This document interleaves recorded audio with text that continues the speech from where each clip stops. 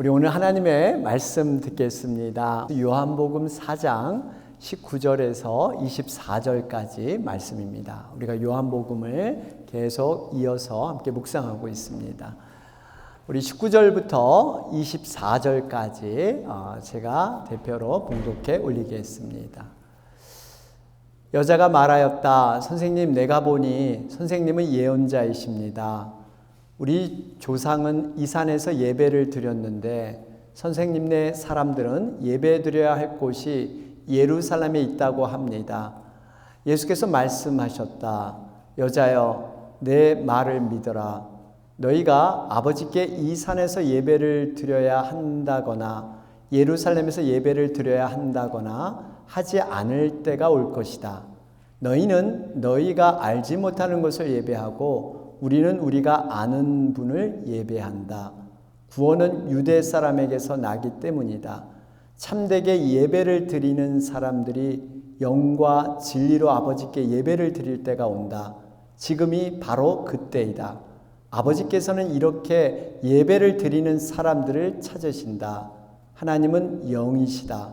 그러므로 하나님께 예배를 드리는 사람은 영과 진리로 예배를 드려야 한다. 아멘. 우리는 계속해서 요한복음 4장 말씀을 가지고 생명 나눔이란 주제로 함께 은혜를 나누고 있습니다. 여러분, 지금 우리가 살펴보는 요한복음 4장에 많이 나오는 등장인물이 누굴까요? 사마리아 여인이죠. 여러분, 사마리아 여인이 주인공일까요? 아닙니다. 여러분, 주인공은 우리 예수님이세요. 우리가 성경을 볼 때 주의할 것은 성경을 단순히 어떤 이성과 상식, 나아가서 어떤 도덕적인 관점, 자신의 경험, 어떤 그러한 생각을 가지고 봐서는 안 된다는 것입니다. 성경은 예수님이 어떤 분인가, 예수님께서 어떤 마음, 어떤 태도로 영혼들을 대하셨는가, 이러한 관점을 우리가 살펴봐야 합니다. 성경은 쉽게 말해서 하나님께서 예수님을 통해서 얼마나 자신이 사랑하시는가, 이 사랑하는 그 모습을 보여주고 있어요. 그래서 어떻게 보면 이 하나님의 사랑, 예수님의 사랑을 전달해주는 안내서가 바로 성경이다. 이렇게 보면 거의 맞습니다. 그렇기 때문에 우리가 성경을 볼 때마다 놓치지 말아야 할 것이 있어요. 그게 뭘까요? 바로 하나님의 마음은 어떠실까? 예수님의 마음은 어떠실까? 우리가 성경을 읽을 때마다 그 묵상을 해야 돼요. 하나님의 마음은 어떠실까? 여러분, 본문으로 돌아가서 오늘 등장하는 사마리아 여인, 여러분 과거에 남편을 5번이나 바꾼 이력이 있는 여자였습니다. 여기서 여러분, 남편이란 것은 단순히 남자만을 의미하지 않고 자신의 인생을 맡길 정도로 신뢰할 수 있는 대상, 이것이다 말씀을 드렸습니다. 여인은 자신의 이 목마름, 인생의 갈증, 이것을 해결하기 위해서 여러 대상을 찾아다니면서 헤매었습니다. 그런데 오는 것은 허탈감, 고독, 이런 것만을 그 여자는 경험을 했던 거죠. 여러분, 이 여인의 모습이 지금 살아가는 현대인의 모습과 동일합니다. 여러분, 한번 주변을 보세요. 사람들이 성공과 자신의 행복을 위해서 부단히 바쁘게 이리 뛰고 저리 뛰고 나름대로 성취하고 성공하고 그렇게 살지만 마치 신기루를 잡는 듯, 어떤 행복의 파랑새를 잡는 듯 잡힐 듯 말 듯 하면서 결국 빈손으로 살아가는 이 모습이 바로 우리 주변의 모습에서 찾아볼 수가 있습니다. 바로 이러한 점을 파스칼은 말하기를 모든 사람은 하나님이 채워줄 수 있는 공허한 마음이 있다. 그 공허한 마음은 하나님만이 채워줄 수 있지 다른 성공과 부귀영으로 채워질 수 없다. 이렇게 말씀하고 있습니다. 여러분, 우리가 분명히 깨닫고 확신해야 돼요. 하나님을 떠난 삶은 여러분 거기에는 평안과 행복이 없다는 거예요. 남들이 볼 때 부러워하고 정말 성공의 모델로 정말 이렇게 바라보지만 이렇게 가진 자, 성공한 자가 되면 고생 끝, 이제 나는 행복 시작이야? 뭐 이렇게 되느냐? 그렇지 않습니다. 여러분, 사실 가지면 가질수록, 성공해서 올라가면 올라갈수록 여러분 그것을 지키기 위해서 얼마나 애쓰는지 몰라요. 내가 가진 것이 무너질까 봐, 내가 성공해서 올라간 그 자리에서 내가 내려갈까 봐 이 마음의 불안과 마음의 근심은 말할 수 없어요. 여러분, 이런 의미에서 우리가 정말 하나님을 믿고 살아간다는 것, 여러분 이것이 얼마나 우리에게 감사하고 우리에게 복이 되는 줄 믿습니다. 여러분, 하나님은 어떤 분이세요? 하나님께서는 어떤 세상처럼 상황과 조건에 가둬서 세상 사람들 그 안에서 행복과 불행을 얘기하지만, 하나님을 믿는 자는 이 상황과 조건을 뛰어넘어서 세상이 알 수 없는 평안을 소유할 수 있는 그런 사람이 바로 크리스찬들이에요. 모든 것이 내 눈앞에 당장 어려움이 있는 것 같지만 그 어려움도 하나님이 합력하여 선을 이루신다, 이것을 믿는 사람들이 바로 우리들인 줄 믿습니다. 고난도 이미 우리에게, 시험도 피할 길을 예비해 주시고 우리가 감당치 못할 것을 우리에게 아예 허락지 않으시고 성령이 말할 수 없는 탄식으로 우리 위해서 기도하시고 항상 선한 길로, 아름다운 길로 인도하길 원하시는 것이 우리 하나님의 마음이시다. 우리가 이걸 분명히 깨달아야 합니다. 이렇게 하나님을 떠난 여인, 나름대로 최선의 삶을 살았습니다.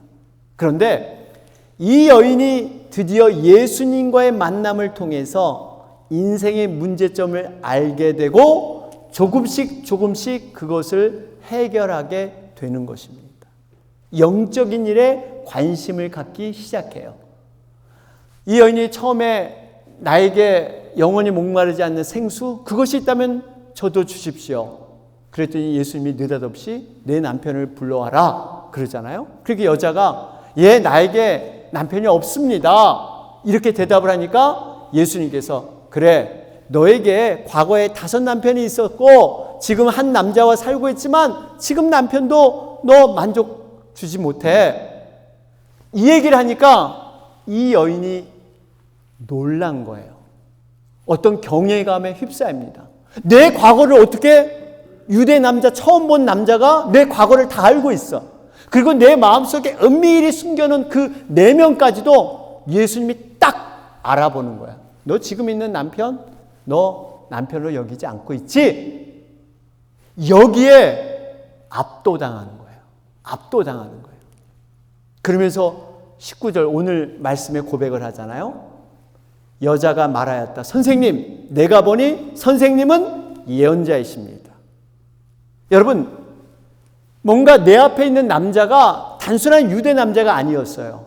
비범하고 뭔가 평범해 보이지 않는, 어떻게 내 과거를, 내 마음속의 내면을 어떻게 알까? 영적으로 무지했던 이 여인이 이 예수님을 만나고부터 이제 눈이 트이기 시작하는 거예요. 자신의 만족과 행복, 갈증 해소를 위해서 5번, 6번 그렇게 시도하고 또 시도하고 열심히 세상을 추구했던 그 여인이 예수님과의 만남, 예수님과의 대화를 통해서 이제 그 문제가, 이제 이게 내가 이렇게 해결할 문제가 아니라 영적인 부분이다, 이걸 알기 시작하는 거예요. 여러분, 우리가 여기서 한 가지 깨달아야 할 것이 있습니다. 이 여인처럼 세상의 그 어떤 사람도요, 예수님과 만나기만 하면, 예수님과 대화를 통해서 그 만남이 이어지면 영적인 눈이 열리게 될 줄로 믿습니다. 여러분, 이걸 믿으셔야 돼요. 과거에 신약시대에 예수님이 계셔서 이렇게 예수님을 직접 만날 수 있었죠. 지금은 예수님을 어떻게 만나요? 성경 말씀으로 여러분 예수님을 만날 줄로 믿습니다. 예수님과 대화를 나눌 수 있어요. 이게 바로 말씀이에요, 말씀.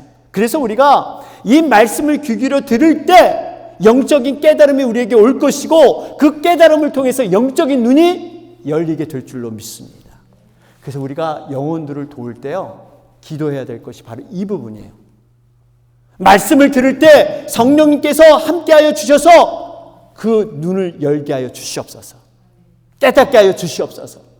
여러분, 사울이 다메섹 도상에서 하나님이 쓰시고자 하는 바울이 될 때 그의 눈에서 비늘 같은 것이 벗어졌다 그랬어요. 비늘 같은 것이. 이게 바로 육적인 눈. 그동안 살아왔던 육적인 눈이 벗어지고 영적인 눈으로 바뀌는 모습이에요.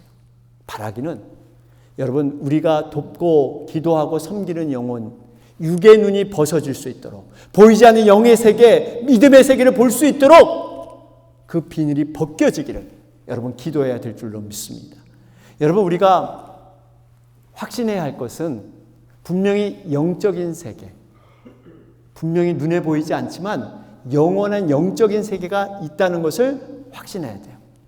눈에 보이지 않는 믿음의 세계, 영의 세계 반드시 있습니다.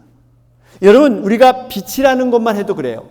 우리가 빛은 눈으로 볼 수 있는 그러한 빛이 있어요. 이걸 가시광선이라 그래요.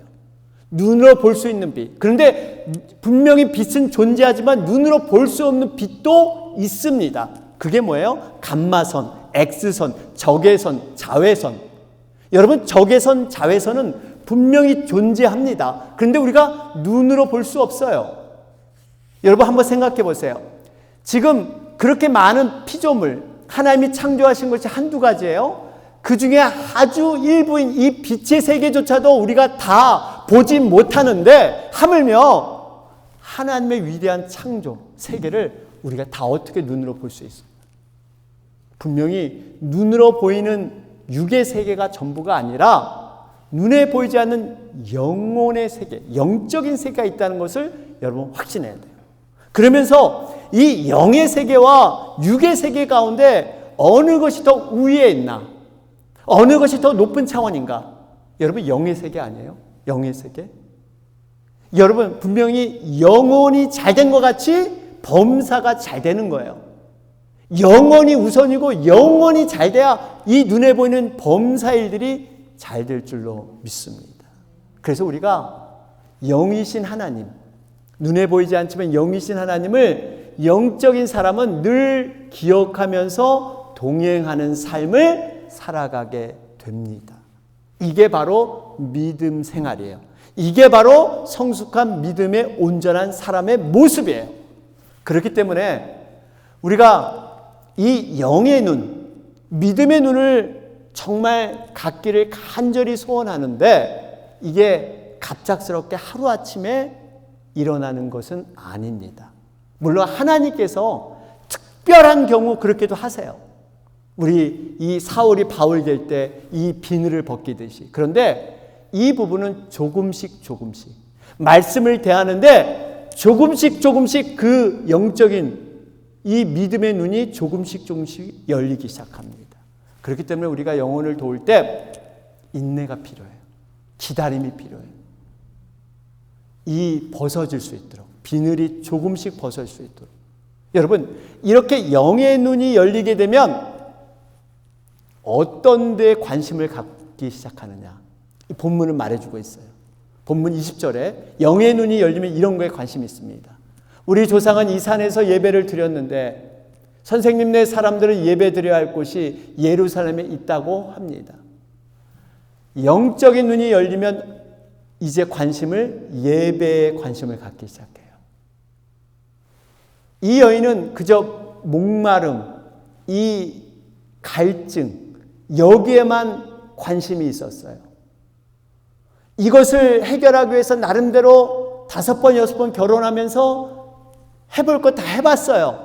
그게 안 된다는 것을 알고, 이 문제가 혈과육으로, 눈에 보이는 것으로, 내 노력으로, 의지로 안 되는구나 하면서 이제 예배에 대해서 영적인 눈에 관심을 갖기 시작합니다. 여러분, 예수님과 만나기 시작하면 마치 이 다쳤던 기가 뚫리듯이 이 혈이 뚫리니까 이제부터 이 자신의 과거의 그 방법으로 살지 않습니다. 과거에 참 내가 쓸데없는 인생을 살았구나. 내 마음에 만족도 없이 정말 이 다람쥐 쳇바퀴 돌듯이 헛된 정말 헛수고한 인생을 살았구나. 공허한 삶을 살았구나. 이것을 깨닫게 돼요. 깨닫게 돼요. 아마 여러분들도 이런 경험이 있으실 거예요. 예수님을 인격적으로 만났을 때, 하나님의 은혜를 충격적으로 체험했을 때, 내 과거의 삶을 돌아보면 너무나 부질없는 삶, 참 이렇게 헛웃음이 나오고 우리가 그런 고백을 할 수밖에 없죠. 나는 참 바보처럼 살았군요. 이걸 고백한단 말이에요. 참 바보처럼 살았고. 이게 영안이 열리고 영적인 세계를 경험하면 과거에 살았던 것이 참 부질없어 보여요. 부질없어 보여요. 저도 사실 대학생 때, 여러분 저는 대학 1년을 입학을 했는데 엄청 방황을 많이 했어요. 제가 원하는 대학을 못 갔기 때문에. 여러분 4년 동안의 대학 생활의 모든 놀 것을 1년 안에 다 놀았어요. 1년 안에. 상상 못하는 후회 없는 정말 이 대학 생활 다 보냈습니다. 그리고 나서 군대를 갔다 왔어요. 그래서 복학을 했는데 그 미래를 준비하는데 정말 도서관에서 열심히 공부했어요. 제가 제일 먼저 불을 켜고 제일 나중에 불을 끄는, 도서관에 제일 먼저 출근해서 제일 나중에 퇴근하는, 머리 빡빡 깎고 뭔가 해보자. 그런데도 마음에 불안함이 있어요. 공허함이 있어요. 그때 저는 성경 공부하는 그 단체를 만나는 거예요. 성경 공부를 하는데 제가 왜 방황하고 제 마음 상태가 왜 그런지를 성경에 다 써 있더라고요. 성경이 다 해결해 주는 거예요. 그러면서 우주의 신비처럼 제가 왜 그렇게 살았는 과거의 부질없는 정말 터무니없이 제 인생은 없이 남의 인생을 살아주고 남한테 인정받기 위해서, 선후배한테 인기 끌기 위해서, 그러면서 공허함은 계속 가고 이게 풀리더라고요. 그러면서 저는 확신한 게 하나님의 말씀이 심어지면 사람을 변화시키는 제 자신이 경험을 했어요. 180도의 인생이 바뀌었어요. 그래서 1학년 때 같이 놀았던 친구들이 놀라는 거예요. 너 왜 그래? 너 같이 놀았던 친구 갑자기 180도 생활이 바뀐 거예요. 저는 저뿐만 아니라 제 후배도, 경영학과 후배인데 술 먹고, 이 친구가 신입생 환영회 때 술 먹고 자기가 왜 술을 먹어야 하는지, 그리고 이 선배들이 먹이는 술에 자기가 지고 싶지 않아서 왁 정신을 차리려고 자기를 갖다 찬물로 씻고 왁 때리면서 정신 차려보려고. 그 친구 이름도 아니죠. 박보연이라는 그러한 친구인데 그 친구를 처음 만나서 성경을 가르치고 계속적으로 이 친구를 멘토링하면서 이 친구가 나중엔 침례교회에서 안수받아서 지금 목사님이 됐어요. 하나님의 말씀이 제대로 떨어지면 사람을 바꿉니다. 사람을 변화시켜요. 여러분, 그렇기 때문에 우리가 말씀에 대한 확신이 있어야 돼요. 하나님이 하십니다. 하나님이 하셔요. 우리는 그저 말씀 가까이 오는 것, 끌고 오는 것, 이것만 하면 돼요.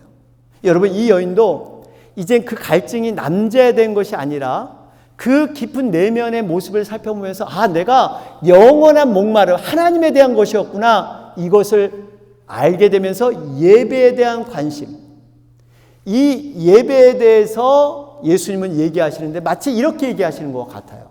네가 과거에 고민하고 문제 삼았던 모든 것이 하나님을 만나면 해결될 것이고 예배를 통해서 너의 모든 문제가 해결될 것이다. 예배가 곧 너의 정답이다. 이런 말씀을 하세요.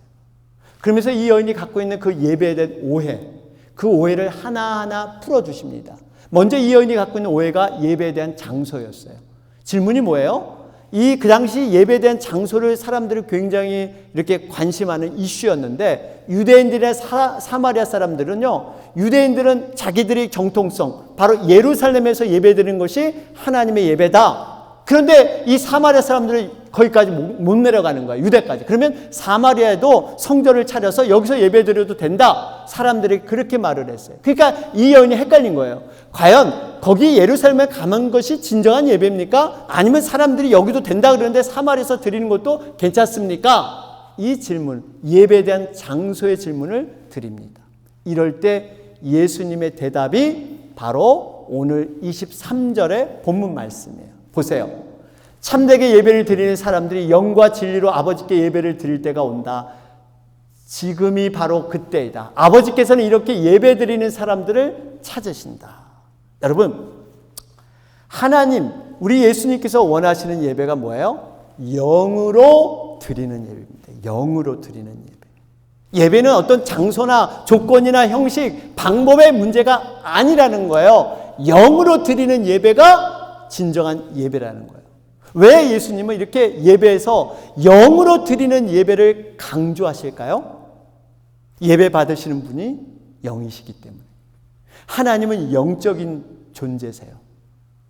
그러니까 우리가 영으로 드리지 않으면 하나님을 만날 수 없고 하나님이 그 예배를 받을 수가 없다는 거예요. 그렇기 때문에 영으로 우리가 이렇게 모여서 정해진 시간에 1시간 동안 찬양하고 기도하고 설교 듣고 헌금 드리고 이런 요식적인 절차, 이것이 예배의 전부가 아니라는 거예요. 이곳에 영의 작용이 있고 영의 임재가 있어야 돼요. 몸은 예배에 와 있지만 영으로 예배 드리지 않고 진정한 예배자가 될 수 없다고 말씀합니다. 여러분, 이 영은 어떤 영이에요? 우리가 예수 그리스도를 믿고 거듭난 영, 하나님께서 우리 마음속에 속사람, 과거의 겉사람, 나의 주장과 내 생각, 내가 주인 되어 살아온 겉사람이 아니라 이제 그 성령으로 인해서 거듭난 속사람, 하나님께서 하고자 하는 욕구를 주시고 소원을 주시는 그 사람. 여러분, 그래서 진정한 예배자는요, 어떤 환경과 조건의 영향을 받지 않습니다. 환경과 조건에 진정한 예배자는 영향받지 않아요. 예배 때 주어지는 환경, 교회 시설, 교회 건물, 교인 숫자, 찬양팀 규모, 음향시설, 봉사하는 봉사팀, 이런 여러 가지 상황과 조건에 거기에 영향받아서 드리는 것은 진정한 예배자가 아니라는 거예요. 우리 예배는 믿음으로 하나님께 드리는 거예요. 믿음으로 드리는 거예요. 그 좋은 예가 구약의 바로 다윗 아니에요? 다윗은 정말 하나님께 넓은 웅장한 성전을 짓고 싶어 했어요. 하나님, 예배 시설도 넓고 웅장한 성전을 내가 하나님께 올려드리겠습니다. 준비 다 됐습니다. 근데 하나님이 안 돼. 너는 전쟁을 통해서 너무 피를 많이 흘렸어. 네 아들 때에 내가 그것을 허락하리라. 여러분 생각해 보세요. 하나님 앞에 헌신하겠다는데 거절당했어요. 성전 지내는 거 얼마나 좋아요. 내가 잘 먹고 잘 산다는 것도 알고 하나님께서 드리겠다는데 안 돼. 그럴 때 다윗은 삐지거나 상처 입지 않았어요. 그저 자기가 드렸던 그 장막. 여러분, 장막은 텐트입니다. 텐트. 임시 거처, 텐트. 그곳에서 과거에 했던 대로 열심히 그대로 예배를 올려드렸어요. 그랬는데 하나님께서의 평가는, 하나님이 수많은 예배를 받으시고 수많은 제사를 받았는데 유일하게 하나님께서 찾고자 하는 예배, 유일하게 하나님께서 기뻐하는 예배는 바로 다윗, 너의 예배다. 너의 예배다. 정말 이 솔로몬이 정말 예배당을 멋있게, 성전을 멋있게 건축해서 아름답게 짓고 또 웅장하기로 따지면은 이 헤롯 성전 엄청나게 아름다웠고 웅장했습니다. 이것은 헤롯이 유대인의 환심을 사기 위해서 아주 크게 멋지게 지어준 것이 헤롯 성전이에요. 그런데 하나님 그거가 아니야. 비록 눈에 초라해 보이지만 다윗 장막. 나는 그때의 그 예배를 기억하며 그 예배를 회복하기 원한다. 이게 바로 사도행전의 말씀에 기록되어 있지 않습니까? 사도행전 15장 16절 보세요. 이뒤에 내가 다시 돌아와서 무너진 다윗의 집을 다시 짓겠으니 허물어진 곳을 다시 고치고 그 집을 바로 세우겠다. 이게 하나님의 마음이에요. 다윗의 집을, 다윗의 장막을 내가 다시 만들겠다. 여러분, 우리가 분명히 알아야 합니다. 참된 예배자는 어떤 예배의 조건이나 예배의 환경이나 예배의 어떠한 상황들, 이 주변 것에 마음을 두지 않는다는 거예요. 않는다는 거예요. 여러분, 신약에서도 사도 요한이라는 사람이 있잖아요. 그는 밤모섬에 유배, 감옥처럼 밤모섬에 혼자 갇혔어요. 주일날 혼자 하나님 앞에 예배하고 찬양하는데 하나님께서 그 예배를 받으셔서 너 마음을 내가 안다. 앞으로 세상에 일어날 일을 내가 너한테 환상과 계시로 알려주리라. 그래서 요한계시록을 요한이 기록하게 됩니다. 그 한 사람의 예배가 이렇게 하나님의 놀라운 일을 감당케 하는 이러한 일로 만들어주셨어요. 사랑하는 여러분, 영으로 드리는 예배는 내가 드렸다는 것이 아니라 하나님께서 영으로 받으셨다는 거예요. 내가 드린 걸로 끝나서는 안 돼요. 우리 모두가 예배의 생명을 걸고 영으로 드리는 그러한 예배를 세우기를 주님의 이름으로 축원합니다. 여러분, 우리 믿음의 타락, 신앙의 타락은 어디에서 시작되는지 아세요? 믿음의 타락, 신앙의 타락은 예배에서 시작이 됩니다. 믿음이 약화되는 것은 딱 어디서 증거가 나타나냐? 예배의 자리에 없어요. 예배의 자리에 자꾸 빠져요. 예배의 자리에 자꾸 비워집니다. 여기서부터 시작돼요. 예배의 타락은 하루아침에 오지 않습니다. 예수님 당시에도 수많은 예배가 있었지만 참된 예배, 영으로 드린 예배가 없었어요. 왜? 성령의 도우심을 바라보지 못했기 때문에. 그저 자신의 열심으로 드렸던 예배. 이거 다 예수님은 죽은 예배다. 헛된 예배다. 네가 아무리 많은 재물 가져와도 냄새난다. 나 그거 안 받겠다. 이게 바로 하나님의 마음이세요. 예배는 철저히 영으로 드리는 거예요. 영으로 찬양하고 우리의 영으로 기도하고 영으로 하나님의 말씀을 우리가 받아야 될 줄로 믿습니다. 이 말씀이 하나님 말씀이에요. 어떤 인간이 잘 해석해서 전달하는 그런 말씀이 아니라 하나님께서 우리에게 주신 말씀이에요. 그래서 여러분, 이 하나님의 말씀을 만나면 우리의 영이 그 말씀으로 회복과 평안과 치유가 일어나는 거예요. 우리의 영혼에 묶여있는 문제가 풀리기 시작하고 자유함을 얻고 컬컬했던 마음이 새롭게 평안을 얻는 것. 이게 바로 영적인 작용, 바로 영적인 작용이기 때문에. 두 번째, 우리 예수님께서 원하신 두 번째 예배가 뭐예요? 진리로 드리는 예배. 진리. 여러분, 예배는 어떤 우리들의 입맛이나 기호 이런 데 의존하는 게 아닙니다. 예배라는 말 자체가 히브리 말로 아바드란 뜻이에요. 아바드. 원어가 아바드인데 이것은 부복한다, 복종한다 이런 뜻이에요. 그러니까 우리가 예배는 하나님 앞에 복종하는 거예요. 항복하는 거예요. 이 단어가 종이 주인에게 쓰는 단어입니다. 종이 주인에게 어떻게 해요? 이유 불문하고 종은 주인을 따르게 돼 있어요. 그래서 영어로 예배가 worship이라고 그러죠. worship. 이게 두 단어가 합해졌죠. worth, 가치. 그 다음에 ship이라는 게 신분이에요. 존경과 존귀를 받을 가치 있는 신분. 결국 예배는 하나님께 대한 최대한의 존경, 최상의 가치를 올려드리는 것이 바로 예배인 줄 믿습니다. 예배는 중요한 것, 하나님이 받으시는 거예요. 내가 무엇을 느껴서 드리는 게 아니에요. 하나님이 받으시는 거예요. 우리가 자칫하면 예배를 드린다고 하지만 나 중심적인 예배를 드리기가 무척 쉽습니다. 가끔 이런 말 들어요. 오늘 참 예배 좋았다. 참 예배 좋았다. 예배 은혜에 있었다. 물론 이 예배 좋았다는 것이 예배에 참 은혜가 있었다. 이런 표현으로 저는 생각을 해요. 좋았다는 것이 예배 은혜를 받았다. 이런 뜻이에요.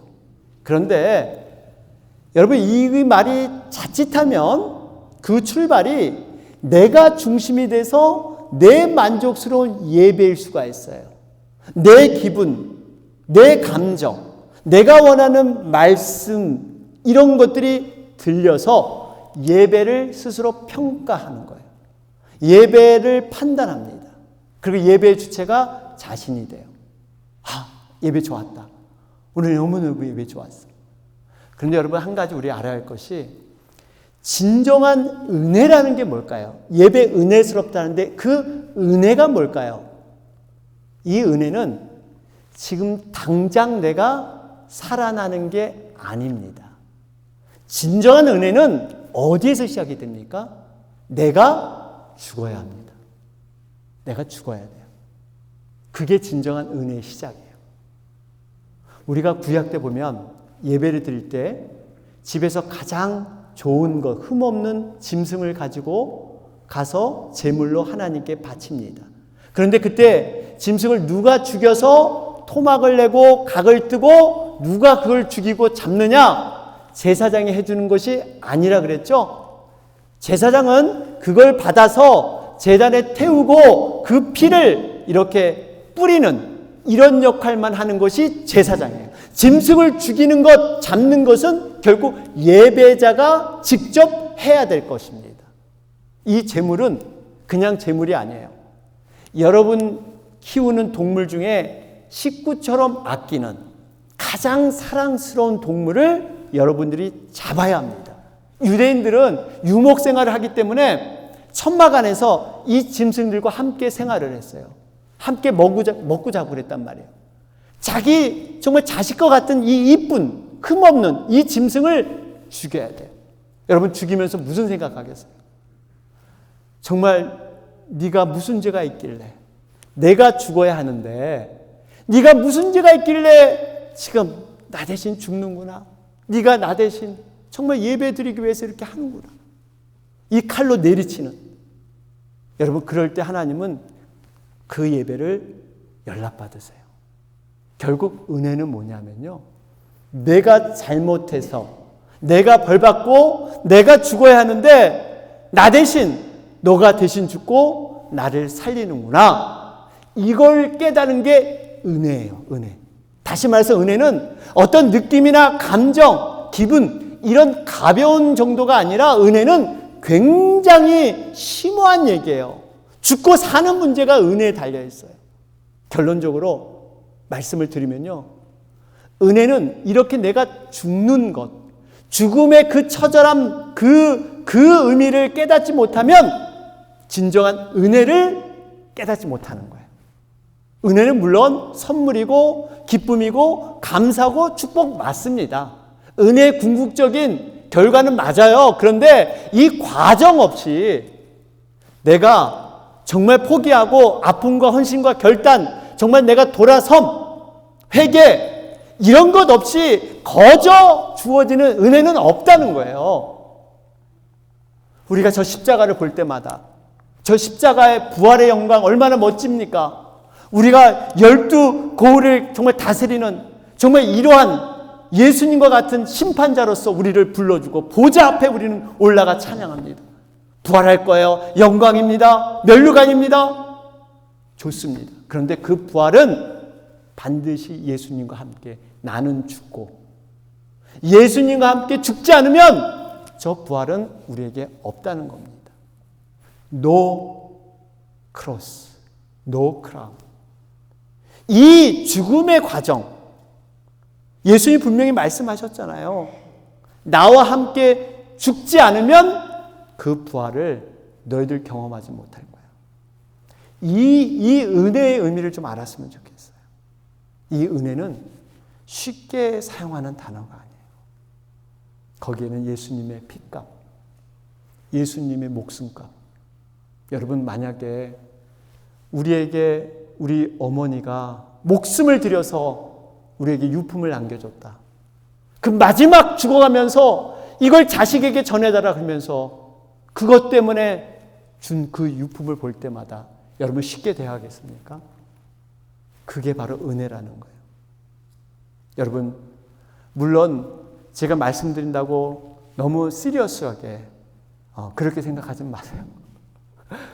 병 주고 약 주고 다 하는데, 여러분, 은혜는 궁극적으로 밝고 소망이고 기쁨 맞습니다. 우리가 그래서 여러분 주일날 이렇게 만나는 건 부활의 기쁨, 이걸 경험하는 거예요.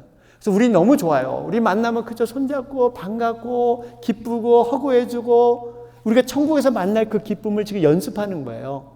그래서 저는 우리 교회가 너무 밝아서 좋아요. 숫자에 상관없이 우리가 밝고 즐거운 거 너무나 좋습니다. 여러분, 계속해서 우리가 이런 그 아름다움의 분위기는 세워가야 될 줄로 믿습니다. 서로 사랑하고 서로 이런 거. 결론적으로 여러분, 진리로 드리는 예배는 어떤 것이냐면요, 진리로 드리는 예배는 결론이 이겁니다. 진리로 따라서 살아가는 일상생활이 있어야 돼요. 진리로 드리는 예배는 일상생활. 그러니까 예배와 일상이 분리돼서는 진리로 드린다고 말할 수가 없습니다. 주일날 여러분 빠지지 않고 예배 드리는 건 너무나 중요하고 감사한 일이에요. 그런데 이것으로만 만족하셔는 안 되고요. 우리의 삶 속에서 어떻게 변화와 하나님을 만나서 동행하는 삶을 살 것인가. 이 예배로 연결되지 않으면 지금 우리의 예배는요, 그저 형식적인 예배로 끝나버릴 수 있다는 겁니다. 로마서 12장에 분명히 여러분의 몸을 하나님께서 기뻐하시는 거룩한 산제물로 드리라고 했어요. 기뻐하실 거룩한 산제물. 이 산제물이 뭐냐? 교회에서 드리는 예배로 끝날 것이 아니라 삶에서의 예배. 삶에서 예배가 뭘까요? 우리가 크리스찬으로서 뭔가 세상 사람과 다른 것. 우리가 크리스찬으로서 주님이 하시고자 하는 일을 하려고 하는 것. 여러분, 우리가 많은 사람과 관계 맺는 것도 이유가 있어요. 우리가 말을 평상시 안 하는 성격이지만 다른 사람과 자꾸 말을 거는 것도 이유가 있어요. 왜냐하면 관계를 통해서 그분을 전도하기 위해서. 그래서 우리가 조금 성격도 좀 바뀌어야 될 것 같아요. 저부터. 이 말하는 거. 남들 말하면 한국 사람 보면 그냥 저는 목사이기 때문에 그냥 말을 별로 안 해. 괜히 말을 했다가 목사님이 저러신가 할까 말을 안 해. 근데 오히려 말을 해서 관계를 많이 맺는 거. 그래서 자꾸 관계성, 아는 사람을 자꾸 늘려가는 것 중요합니다. 어쨌든 간에 우리가 정말 이러한 삶을 살아요. 여러분, 우리가 이러한 일들을 통해서 하나님 앞에 우리가 새롭게 서해집니다. 결론적으로 23절에 우리 하나님은 뭘 찾는다고 하세요? 아버지께서 이렇게 예배드리는 사람을 찾으신다. 이 부분이에요. 아버지께서 이렇게 예배드리는 사람을 찾으신대요. 어떤 사람? 영과 진리로 예배드리는 사람을 찾으신대요. 여러분, 하나님께서 오죽 답답하시면 이런 말씀을 하셨을까요? 찾는다. 지금도 수많은 예배가 드려지잖아요. 전 세계에서. 그런데 예배를 온전히 드린 사람이 별로 없다는 거예요. 하나님 마음에 흡족한 예배가 없다는 것입니다. 사랑하는 여러분, 예배는요, 이런 것입니다. 예배는 하나님께서 가장 기뻐하시는 행위예요. 예배는 하나님께 감사와 영광을 표현하는 유일한 길입니다. 예배는 사람의 최고의 가치를 올려드리는 영적인 헌신이 예배예요. 예배에 모든 해결이 예배에 들어있고 예배에 목숨을 건다. 예배의 성공이 우리 인생의 성공입니다. 우리 인생에 뭔가 난관을 부딪히고 뭔가 생각지 않는 어려움이 연속이 되면 그 실타래, 그 이유를 어디서 풀어야 할까요? 예배에서 풀어야 돼요. 하나님과의 관계가 혹시 뭔가 어긋난 게 없을까? 그 예배에서 해결되고 예배에서 그 실타래가 시작이 돼야 인생의 그러한 문제와 갈등, 바로 이 사마리아 여인처럼 그런 문제가 해결될 줄로 믿습니다. 우리가 다시 한번 예배로 우리가 새롭게 하는 여러분과 제가 되길 바랍니다.